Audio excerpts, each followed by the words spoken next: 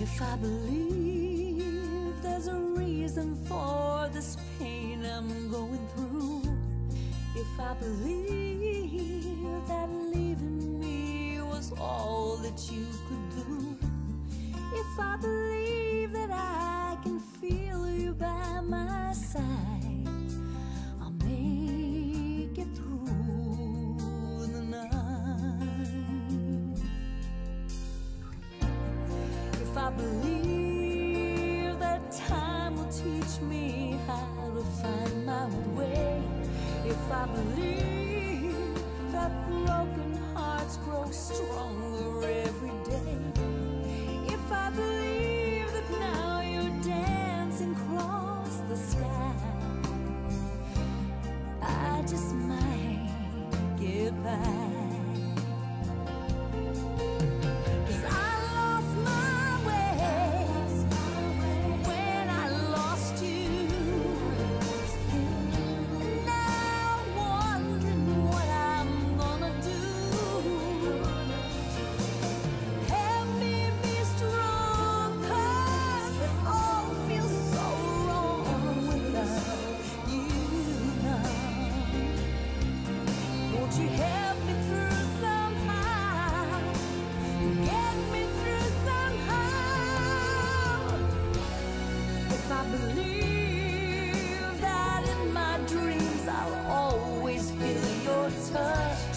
If I believe that memories won't always hurt this much, if I believe that I will see your face again,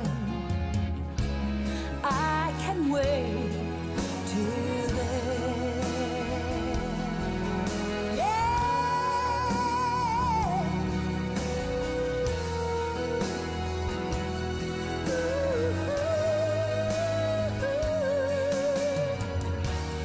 If I believe I'll hold you in my arms again, I can wait.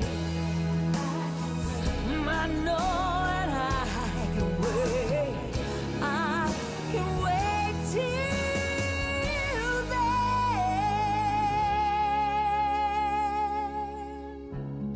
I can wait till then.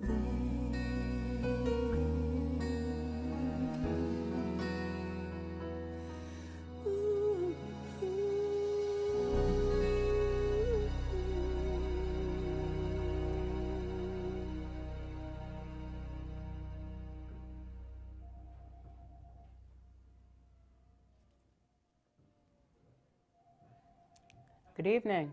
My name is Joanne, and welcome to the Somerville Overcoming Addiction show. Tonight's guest is this very special person. His name is Matt O'Malley. And I met him, I think it was in August when we were doing the statewide vigil. That's right. And my son said, "Ma, do you know who that is?" He said, "No." Because you all had helmets on when you were playing football, so of course I couldn't. Thank God we all had helmets on. Yeah, I know, huh? So he says, "Yeah, I played football with him at the Somerville Rampage." And so that's when our relationship started, Just like which, that. you know, I've watched you. I'm impressed. And especially with my girlfriend Dina, you know. She talks so much about you and the good things that you were doing. I try. Mm-hmm. I only do what I can, though. You know. And that's pretty phenomenal. You do a lot. Thank you. Thank you. I appreciate it. And I want to congratulate you on your new position. Thank you. Thank you very much. That means a lot to me. As it says, he's the Northeast Outreach Director for Simple Path Recovery. That's right. That's right. It means a lot to me because it's actually that place saved my life. I went there on a scholarship, and I left, and I came home, and I got clean, started doing some selfless work in the communities, and so be it. Here I am working for them a whole 2 years later. It's ironic. It's beautiful. It's a blessing. To me, it's proof that, you know, we do recover and um, we could be functional members of society again. Mm-hmm. It's pretty awesome. It's pretty awesome. So thank you. No, not a problem. You deserve to have recognition, and I want people to see that recovery is possible. Absolutely. And not only do I have parents that have lost their children and whatnot, but I do have people come here that are in recovery to just talk about themselves and how they accomplished. Yeah. And so why don't we talk a little about you and how you got here? How I got here. So from the beginning. Right. Is what you're Basically, saying. yes.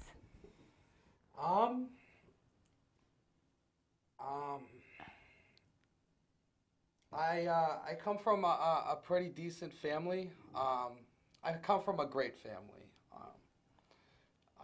But my mother struggled with addiction, and she also struggled with mental health issues.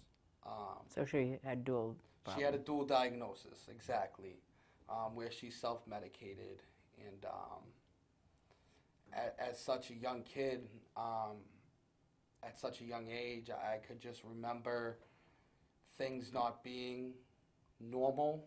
I couldn't figure it out. I wanted to know, but I guess you could say at that age, I couldn't comprehend.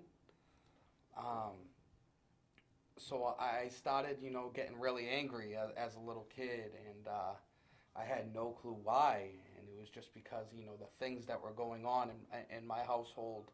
I love my mother to death, and I love my mother to death, and just to not understand what's going on killed me. And my father is my number one supporter, still is. To me, in my eyes, he's an absolute angel. But Dad worked. He was you know, what a man does. He goes to work, he comes home at the end of the night, he hugs his kids, and you know, he does it again the next day. So I spent the majority of my childhood trying to figure that out. And I spent the majority of my childhood very lost and confused, and I guess you could say isolated and alone. And that left me with one primary emotion, which was a lot of anger. Where at a young age, I found myself getting hospitalized in, you know, institutions such as, like, you know, McLean's, a Children's Connection, in and out of alternative schools. I was just such an angry human being, and I had no clue why, and it tore me up internally and spiritually. And I was in and out of these places, and like, really what I was lacking is the love. I just wanted to be loved. It was there, but it wasn't there in the form that I wanted it to be there. So, you know, time goes by, and, you know, it's just the same patterns, it's the same behaviors, it's the same thing with Mom, it's the same hospitalizations. You know, the psych medications where, like, I think I was over-medicated for a long time. I was like a walking shell of a person for a long time. And then I came off that, and I was even more angry. And it was just a path of absolute insanity as a child, mentally. How old were you? This lasted up until, you know, I was 14 years old, 15 years old. I didn't get high till I was about 15 years old for my first time. I guess you could say nowadays that's a late bloomer. That makes me sick to my stomach that, you know, people say that's a late bloomer nowadays. Yeah. It just shows how powerful this disease is and where it's at this age. But my life took a turn for the worse when I was 14 years old. Wow. So it started when you were probably, what, 7, 8, or the whole life? Younger.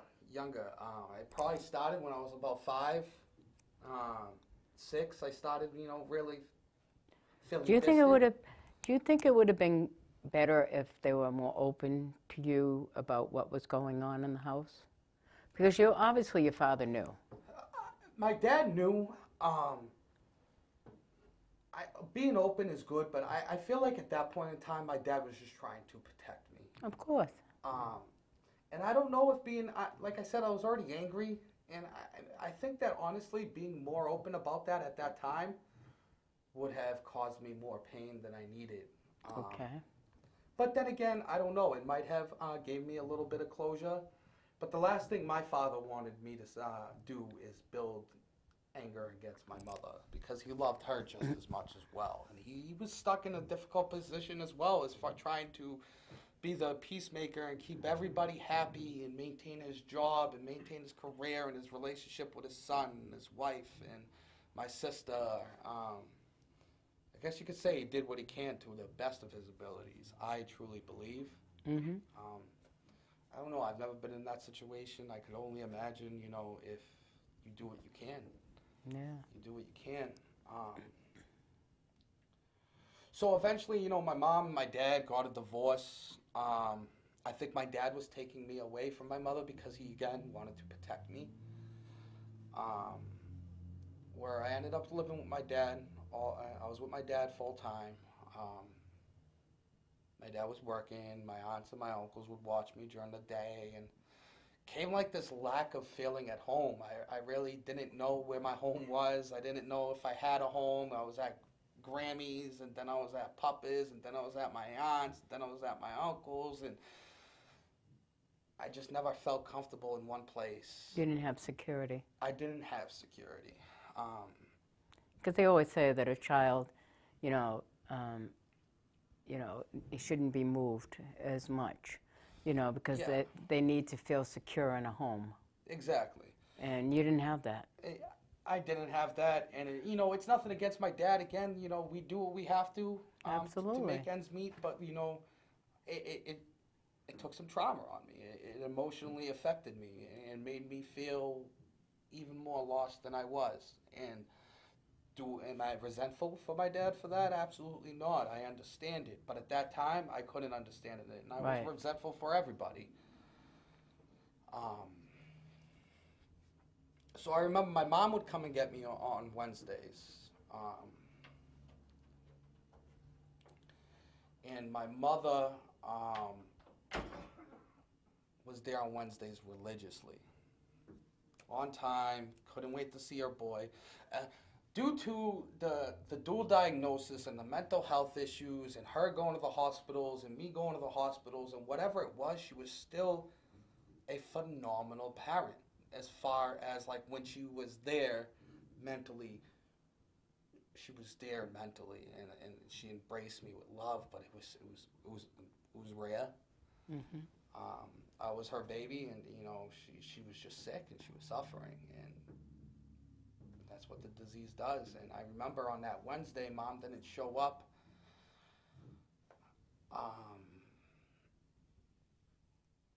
And my stomach turned. And being 14 years old, it's crazy the power it had against me. It's like my stomach turned, my spirit turned, and I instantly knew something was up when Mom didn't show up. Huh? You lost her then? And I lost my mother due to a direct effect of mental health and drug use, you know. And that killed me, and that made me that robbed me of everything as a little kid. If I had any emotions left at a young age, they were like gone. I wasn't able to trust anybody. I wasn't able to love anybody. I wasn't able to receive love. I couldn't identify with people.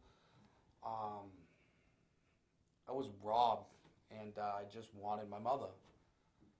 Well, I've always just wanted my mother. That's my story, is I've always wanted Mom. And from that point on, like before this, I'm not going to sit here and say like I was a hard, you know, criminal, whatever the case is. I was a nerd. I liked Super Nintendo. I liked Pogs. I liked Legos, and I spent a lot of time by myself doing that kind of stuff. And you know, curiosity kills the cat. At this point, I guess you could say I kind of knew what was up.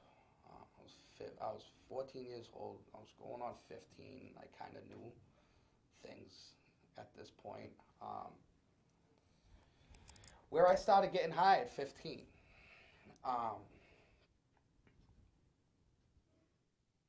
And it did everything that it's supposed to.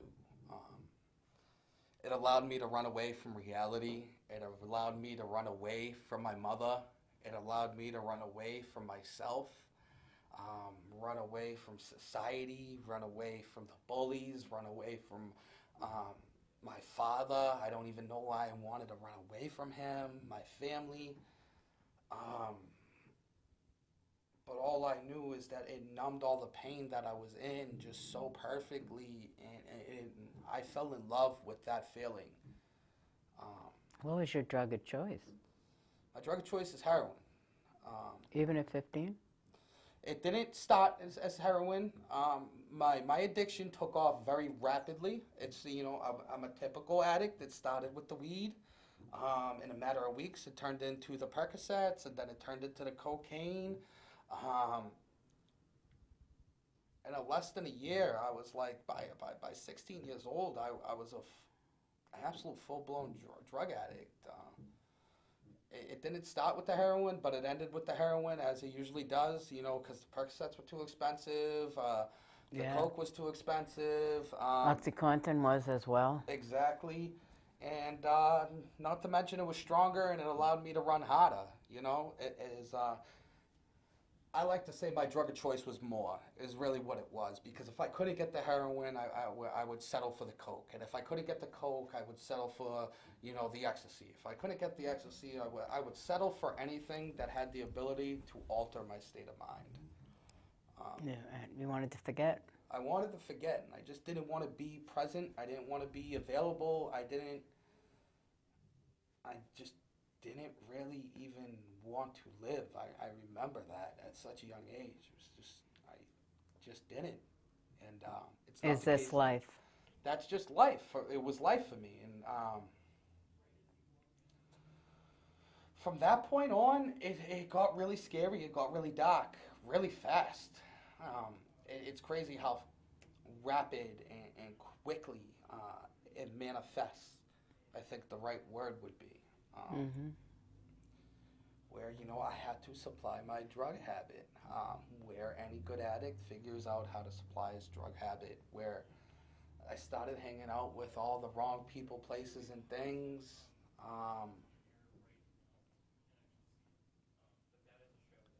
Doing a lot of things against my own will. I don't really like to go into a lot of the drug-a-log, but something that came hand in hand with me is that the people I was hanging out with, weren't, not saying they weren't the greatest people in the world, but, the things we did weren't great. I supplied my habit and I was good at it, and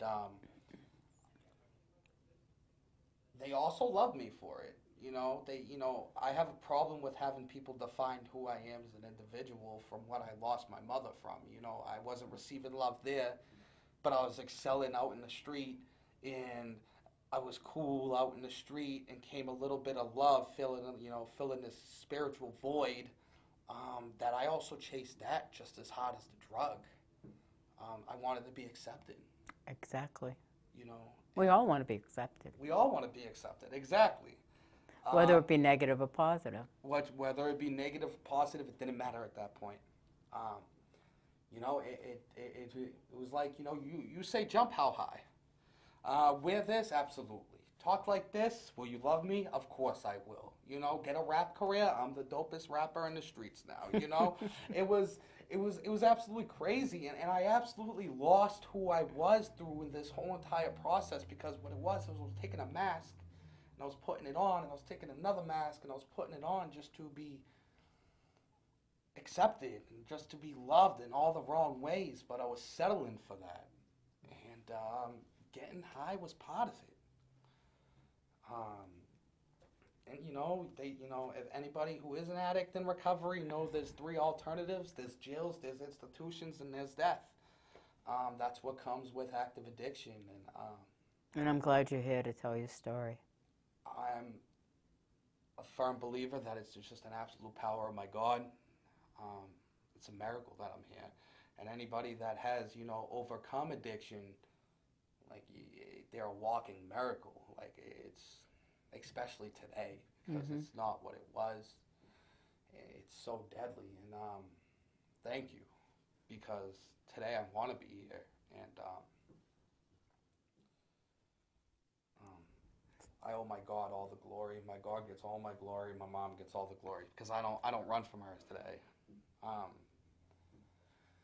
But nonetheless, the jails and the institutions and the death, they all came pretty quickly, in and out of jail, in and out of the wards, in and out of, the hospital for overdosing. It was just absolute insanity. And I made my way to a magical place called the Detox. When were you ready? If you started at 15 years old, how old are you now? I'm 28 now, and I'm coming up, believe it or not, on 2 years clean. So it took me almost 10 years to get ready. It was about the pain. The pain had to be great enough. I had to, for this addict, I had to run out of options. I had to run out of people to manipulate. Someone's calling me. I had to, oh, that's you. Yeah. I had to, No, it isn't. Thank you. I had to run into a lot of pain. I had to run into this thing, it's called the gift of desperation. I had to be desperate. And, it came after 10 years.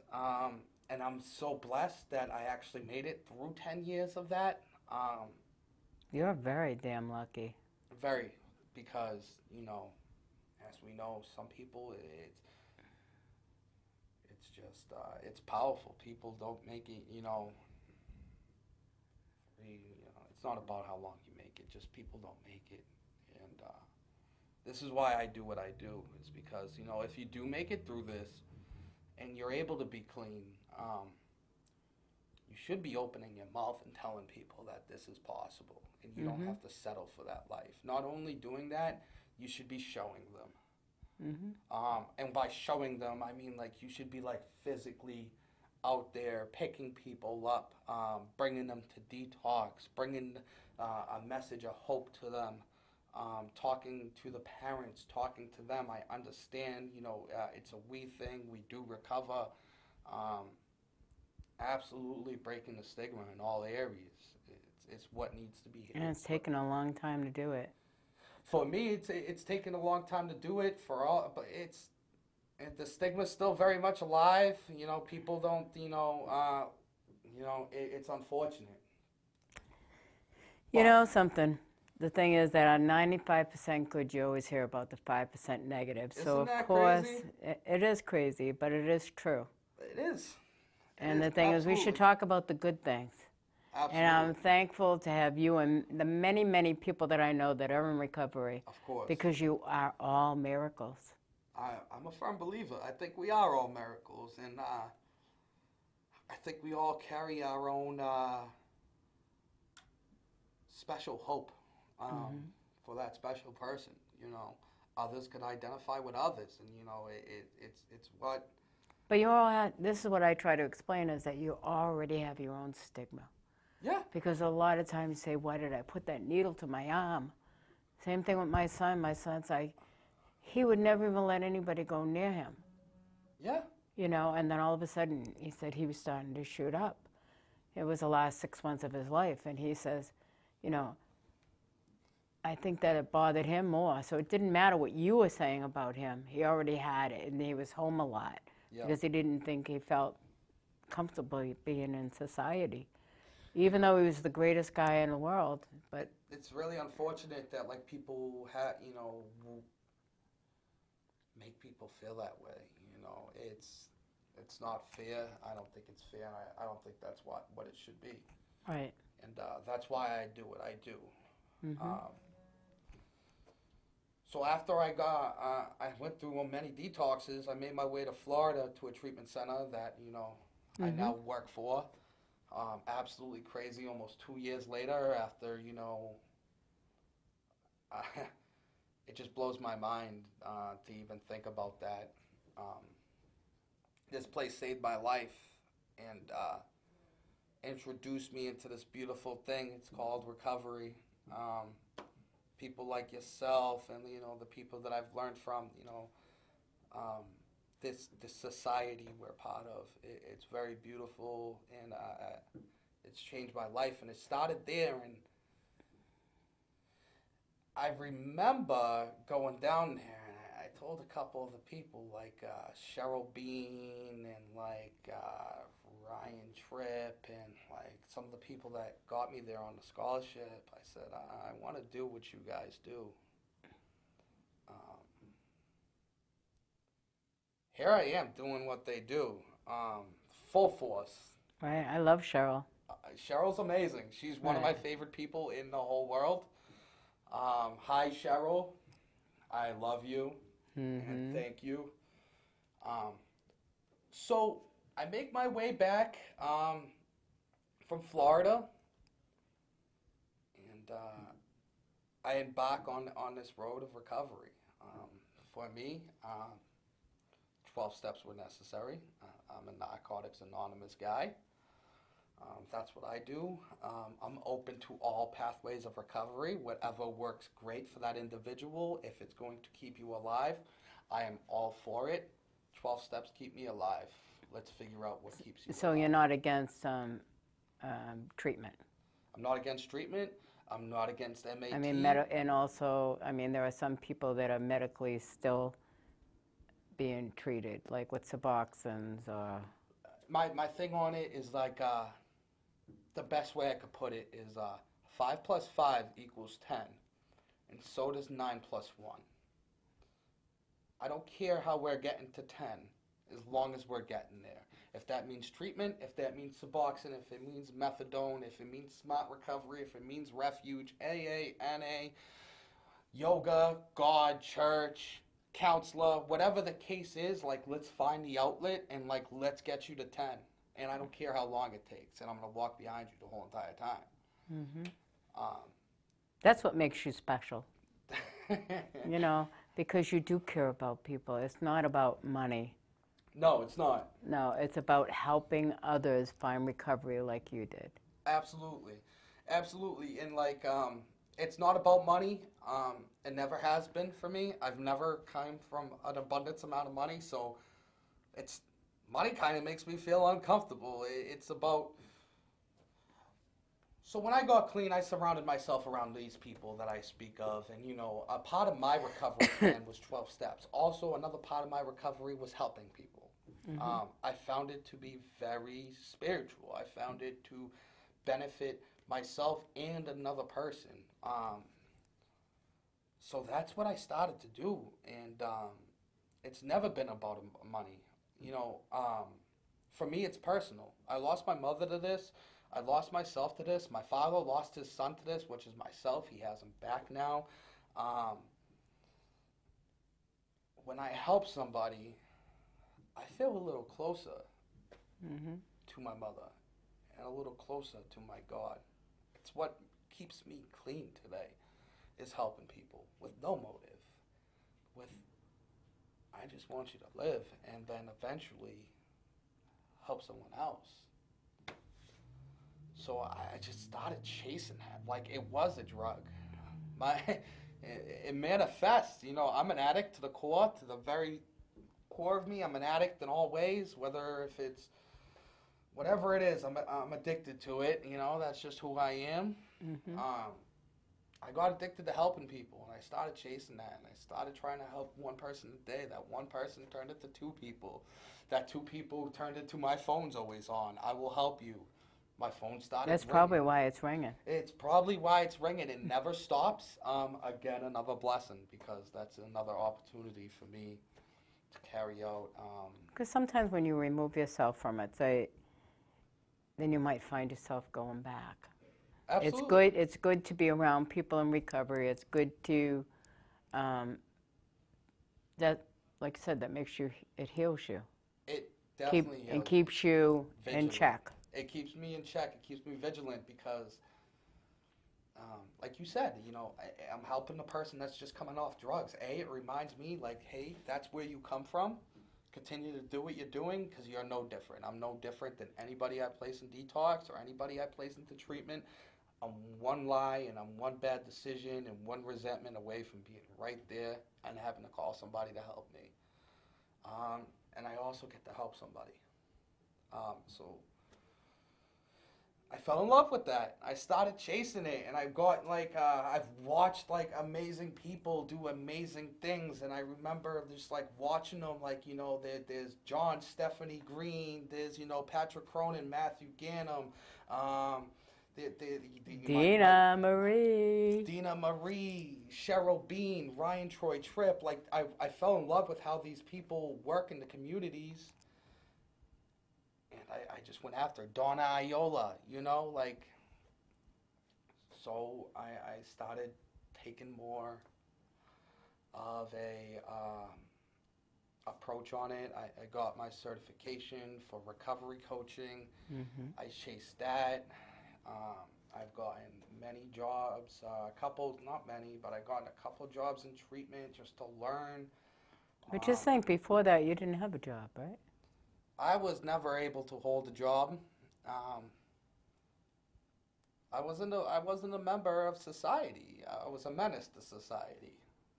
Were you Dennis? I was a little like Dennis. I was just a little like Dennis. I didn't know how to hold a job, and like I just didn't. I was never taught that, you know. Yeah, but see, also a lot of different places wouldn't hire you if you had an addiction problem. That was definitely a factor. It didn't help that I like jacked the skeleton walking into a job interview. That definitely didn't help. But now today, that's not the case. No, it isn't. There's just too much going on out there. They need help, and I think that in many, many ways, you know, I feel that I'd rather have someone in recovery working with a lot of these people trying to find the same path. Because there's a closer bond between people in recovery and the people that they're helping. And they feel comfortable with you. You know that the person's felt the same pain as you. Or close to it. And that makes you, in order for you to say the most 3 powerful words in the whole entire world, you need to be kind of weak, you need to be vulnerable, and you need to be willing to be honest with that person. And that only comes by, you know, somebody like you talking to you and building a little bit of chemistry. And those 3 words are, I need help. Right. More times than not, that's the, you know, an addict's problem is that we can't ask for help. We're too stubborn. And, because a lot of them don't feel they have a problem. Oh, I can quit. Oh, yeah. You know. That's definitely a problem. We think we can manage. We think we could taper down. We think we could be functioning. It always. And it's not going to happen to me.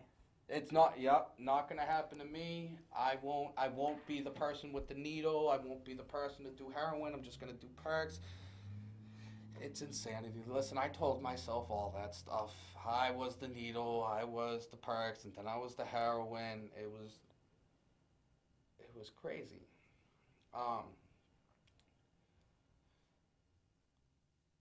But like, you know, we touched on it, you know, like we do recover. Like, you know, like if you know, there's people that have known me. There's a lot of people that know me in my active addiction. I was the one they would call the underdog.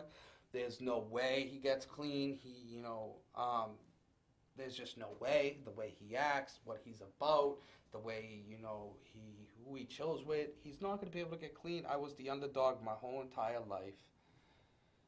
And I hate when people label people. Labels are the worst. And this happens all the time. When someone's in a job too long, they start to label. Absolutely. And I see it all the time. It's like, first of all, everybody's an individual. Don't assume anything. And just listen to them. That's it. Let them tell them your story. Yep. And, you know, and then you have a better relationship. Exactly. And the thing is that none of us are perfect. None of us are perfect. None of us, you know, we all make mistakes. In active addiction and outside of active addiction, we're all human. What are we Absolutely. doing to pick somebody up? You know, instead of judging them, hey, you did this. Let me give you a hug. It's okay, brother. Let's fix it. That's right. Tell them the good things You about know? themselves. Of course. And then after that, work on what needs to be fixed. And then work on what. Exactly. I can't agree anymore. And, you know, and that's, you know, what I try to be about, you know, what I try to be about. Do I fall short sometimes? Absolutely. You're human. I'm human. But what I do, you know, what I do stand for is like I help people. And I try to show other people how to help people. I spend my free times at these facilities building relationships so they know me. They know my voice and they know my personality. When I call, it's Maddie. All right, what do you need, a bed? Yes, I do. Male or female? All right, let's get them in here. And that's amazing. It is amazing, and like, you know, anybody could do it. I was doing that before I even had any kind of certification or any type of title. I was literally going to detoxes just to meet the staff, or like I knew somebody that worked there. Hey, if I have somebody, can I get there? Like anybody could do it, and everybody that is a part of this needs to do it, because the fact of the matter is the numbers are way off and we're way behind. We do immaculate work, everybody in the field, but we need more. We do. We need more pure motives. We need more people that are just relentless, and that I pride myself off of going above and beyond. Many sleepless nights, many uncomfortable conversations, but I almost always get the job done. I always get them safe, and if I don't, I try my damn hardest. There needs to be less ego. It needs to be about, it needs to be, you know, whatever your higher power is or whatever it is, it needs to be about the pure goodness of your heart of helping somebody find themselves again, not a paycheck and not an ego shot. It happens way too often, you know. People ask for help, and, you know, they ask, you know, I place anybody. I don't care if you have Medicaid. I don't care if you have HMO, PPO, private pay, all the money in the world. I am placing all of them no matter what. And if I can't help them, I'm going to point you in the direction of who Right. can. A lot of people just want the ego shot or whatever the case is, and, you know, they'll call and they'll say, oh, I can't help you. And then that person that reached out for the first time in his life for help just got shut down. He's probably not going to do it again. So I try to stand up for that, and being like that's got me to where I am today. You know, I do a good deed. I try not to talk about it. Do I talk about it from time to time? Yes, I do. I give the glory to But my it makes God, you and I feel help. good. It makes me feel good. You know, Everyone you help makes you feel a lot better. it makes me feel alive. And until 2 years ago, I've never felt You weren't alive. I was not even close to alive. I thought I was alive. You were just going through the motions, Just going through the motions. just existing. Pretty much. Yeah, but now that's changed. It has changed in remarkable ways. Like, I can't tell you. Did you think that you would ever be someone's outreach director? Absolutely not. No. Absolutely not. And you didn't even go and look for that job. They gave it to you because they said they've been watching you and they saw your recovery. They say remarkable things that you've done. So that's why they rewarded you with that. Yeah, I didn't go out looking for it. Like you said, they said, you know, you're doing amazing things. You are what we need. Pretty much.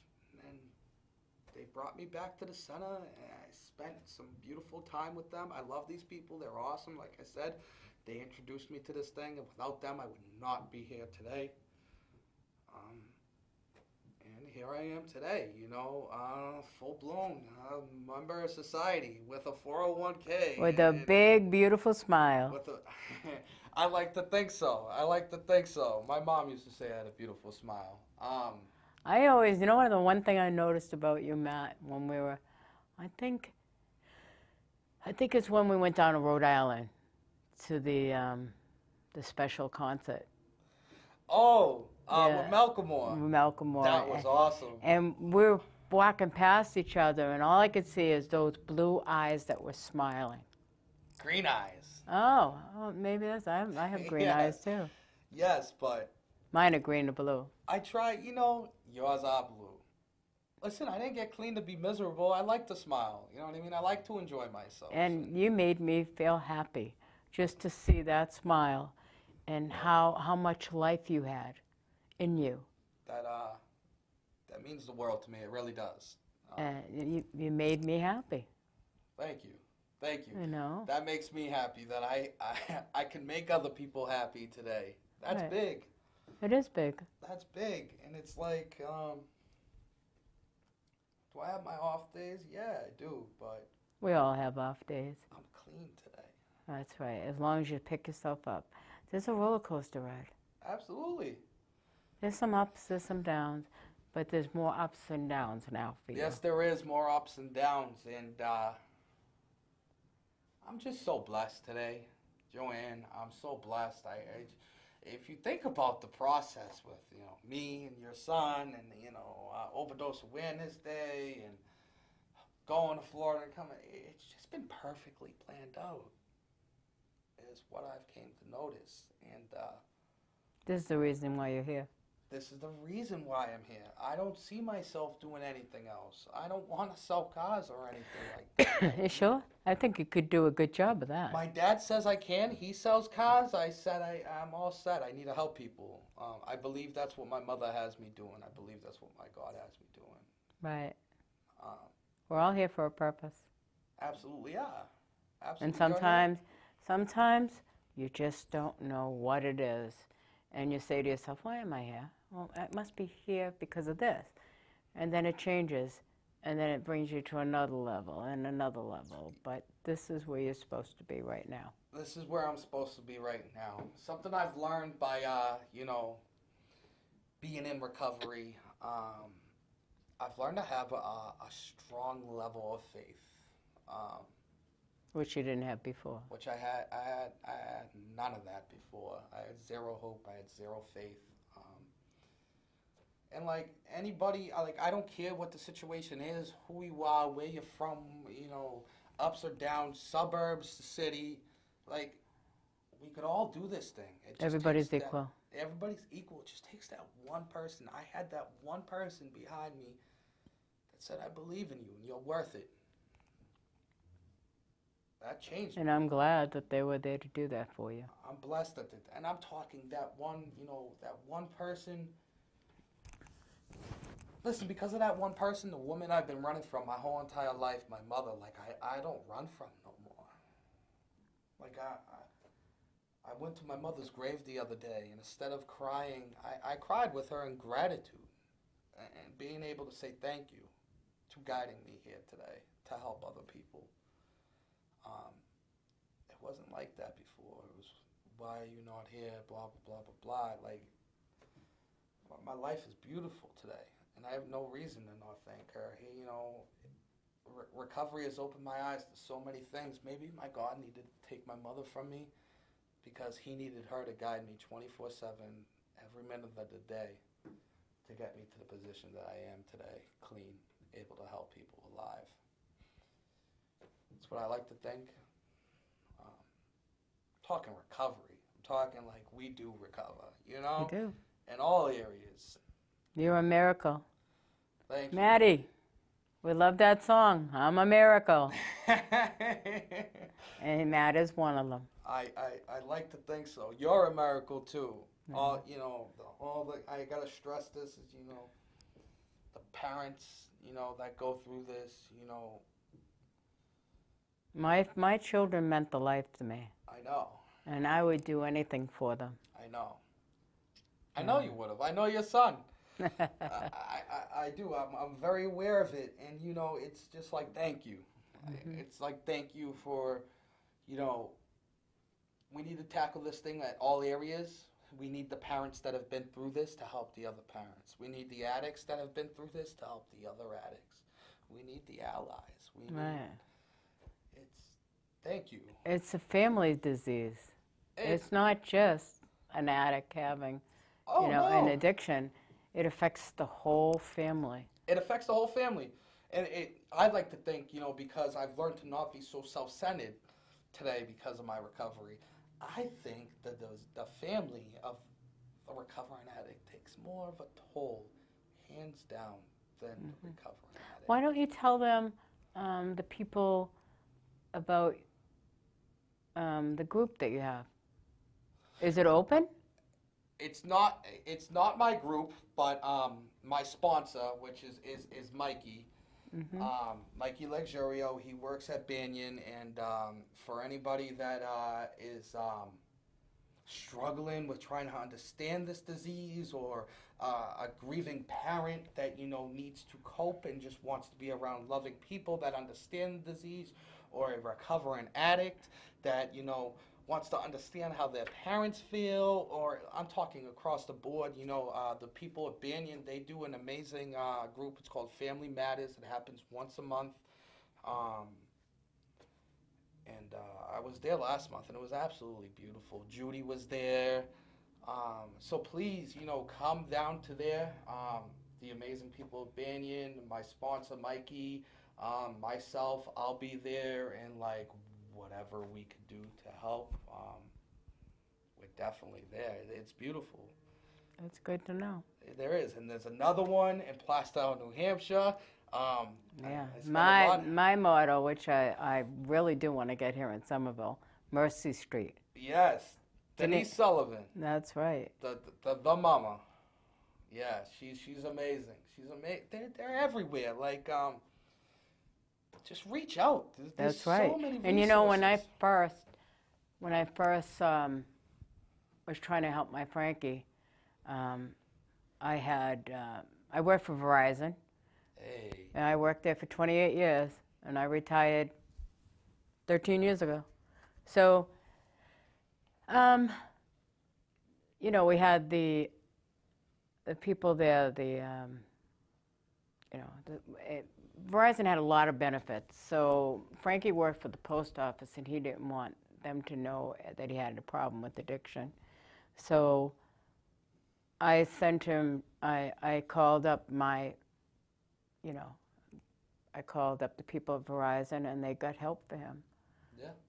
And just before he died, it was a roller coaster, in detoxes, Georgetown, Brockton. Yeah. He tried, but it's really, really hard when you have an addictive behavior too. Yeah. And it probably was a mental health issue. It always But is at the a mental time, health issue. but at the time, no one related to that. You know what I mean? It's like that mental health. He always used to self-medicate, but it was liquor. He never liked drugs. But then after having that motorcycle accident, Yep. and being laid up for 12 weeks with his whole left side being, and he was in so much pain, he asked them, "Is this addicted?" And no one really answered him. But 12 weeks later, and being on OxyContin all that time, it was like 10 years of addiction after that. But at that time, there really wasn't that much out there. No, I'm sure there In wasn't. 1900 and I think it was 1996 or 7. Yeah. There wasn't that much out there to help you, and I tried.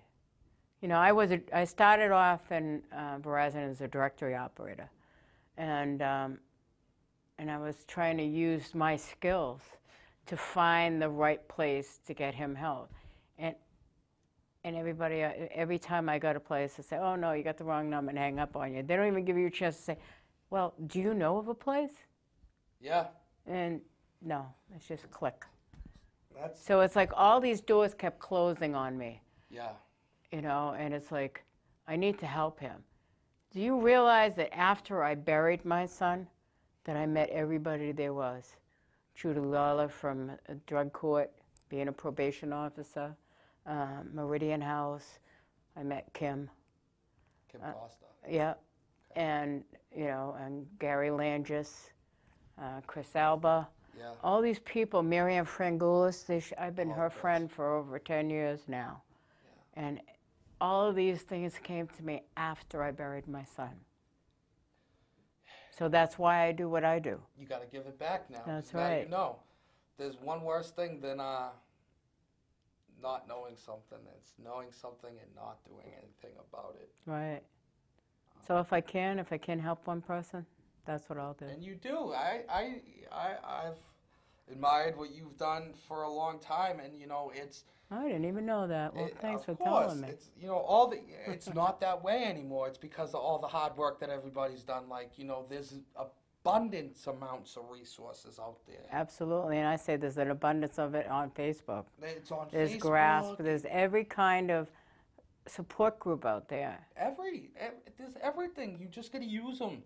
You just got to go, and it's. You know what I think is a great thing too?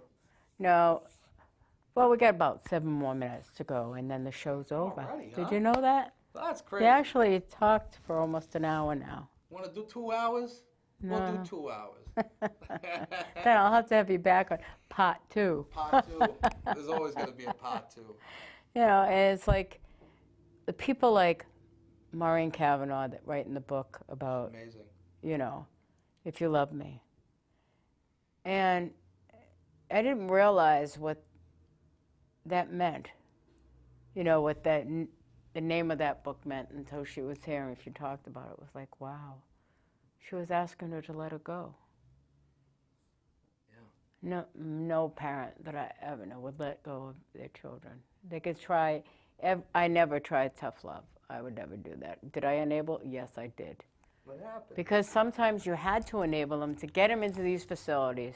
There's no Because perfect I way had to do really, this. they had to go and hide. There's no perfect way to do it. As long as it gets done. As long as it gets done. The one thing that I did do is that I sectioned my son. He asked me, Ma, I want you to section me because there's not, the insurance company is not paying for enough time and I need more time. So I went to the clinician down at the Somerville courthouse and I told him he will come in and he will go, but I'm going to be the one to section him. Yeah. I don't think he knew that he could section himself. Like a lot of people don't know anything about Section 35, that they don't have to be in the city that you live in. No, You can, don't. if they're down in, like, say you find out that the person that you love is down in Fall River, you can still go to your court and put out. And you don't even have to go to the court nowadays. It's like nowadays the police stations have recovery coaches that work there. They're phenomenal. Lynn, Cody Desmond works there. He's a phenomenal young man. I know. I actually have his card to have him come on the show someday. He's there's so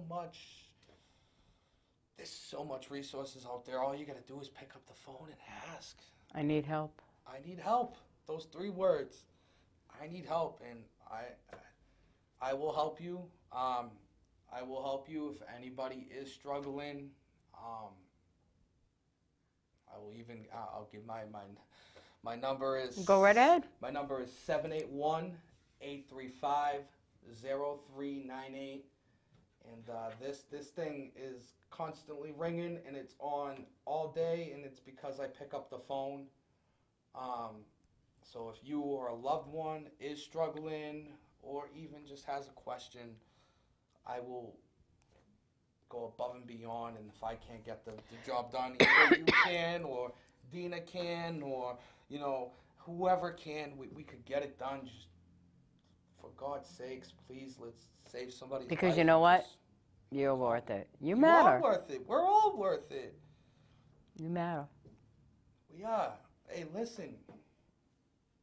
We're worth it, and we could change that. Listen, I have less than 2 years. I'm coming up on 2 years, and I have this is not ego, but it's just to show with the right amount of willingness and being able to take the guidance and just saying I need help. I've managed to make it to this point in my life coming from nothing. Nothing. I'm proud of you. And thank you. And thank you. I really, sometimes I need that. Sometimes I really need that. Yeah, I know. It We means all that- do. You know what? does. I'm going to give you a hug. Oh, Joanne. My mama. I love you, honey. I love you too. And you're doing a great job. I- Dina, he's taking care of Patrick. yeah, I am. Yeah, taking care of a few of them. It's, again, all callings. It doesn't even have to be treatment. Like, go to a meeting. You know, if you go to NA, chances are I'll be there. You know, just there's so many resources. Please, if you are struggling, like, you don't have to be on a Facebook status. You don't have to give up. You can change your life around. I will even go as far as say that, like, I'm living proof. And, like, please call my phone, 781-835-0398. That's how committed I am. I just did it on a TV show. Right. Just gave the whole damn city my number. No, he gave more than the city.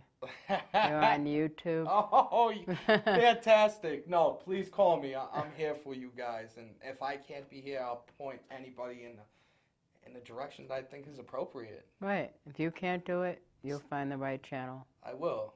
I absolutely will. So in a minute, you're going to be able to change that channel because our hour is about up. It is. And I am so happy that you did come. Of course I come. I could do that nowadays. If I say I'm going to be there, I'll be there. Oh, good. That's right. I'll hold you to it. That's right. You can. Unbelievable. Thank you so much for having me over here. It's a Oh, privilege. It's an honor. I'm so happy to see you smiling. Thank you.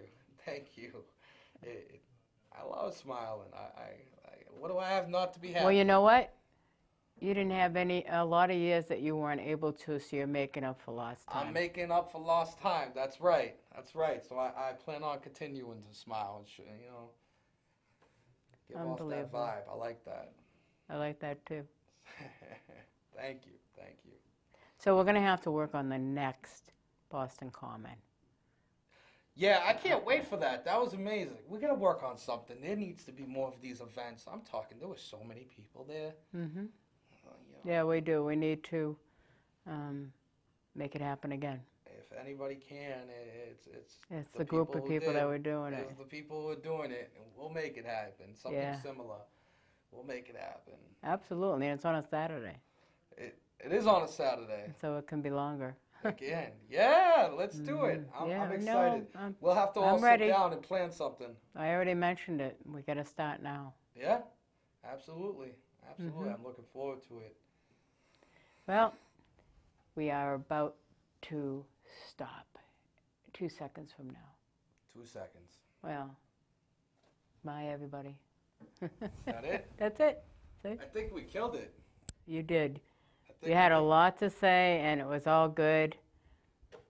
I don't like to talk about the drugstore this too long. No, well, no, that's what you get to do both. You know, but you're doing it. You talked about everything, and that's a good thing. We have to take a picture. Oh yeah, we do. Let's get Patrick. Let's get Patrick. So you notice he left, and I bet you didn't realize that door was Yeah, locked. he slammed the door. Come on, Pat. Come here, man. You take a picture for us? And then we're gonna take you. Oh, why don't we get Stewie? So what did you think? Good. I was had a coughing fit. Did you watch it the whole time? Yeah. How? On that TV right there. Really? Yeah. Yeah, it was on.